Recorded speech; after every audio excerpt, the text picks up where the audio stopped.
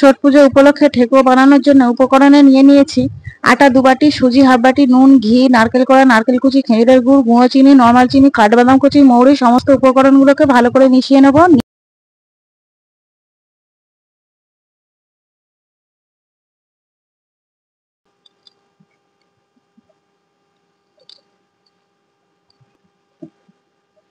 ঠেকুয়ার shape গুলো বানিয়ে নেবো।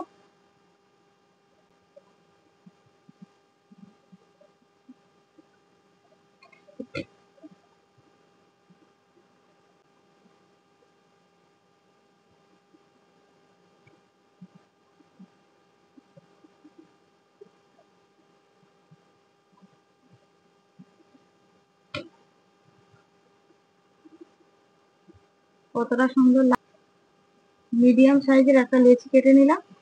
প্রথমে গোল করে নিয়েছি, এবার পাতার মতো শেপ করে নেবো।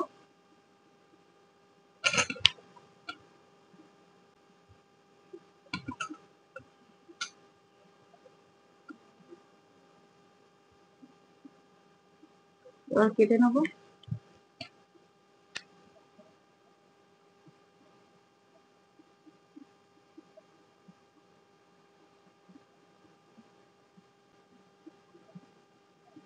সবগুলো ঠেকুয়া বানিয়ে নিয়েছি, আর কত সুন্দর লাগছে দেখুন।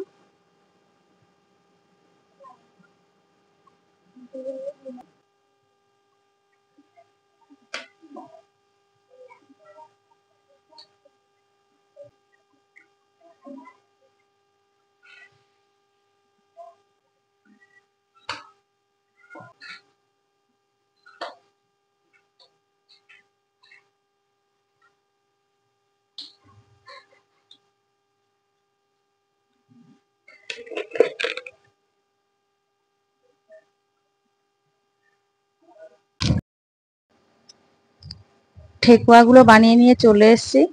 আর ছট পুজোয় ঠেকুয়া তো প্রসাদ হিসাবে ব্যবহার করে থাকি।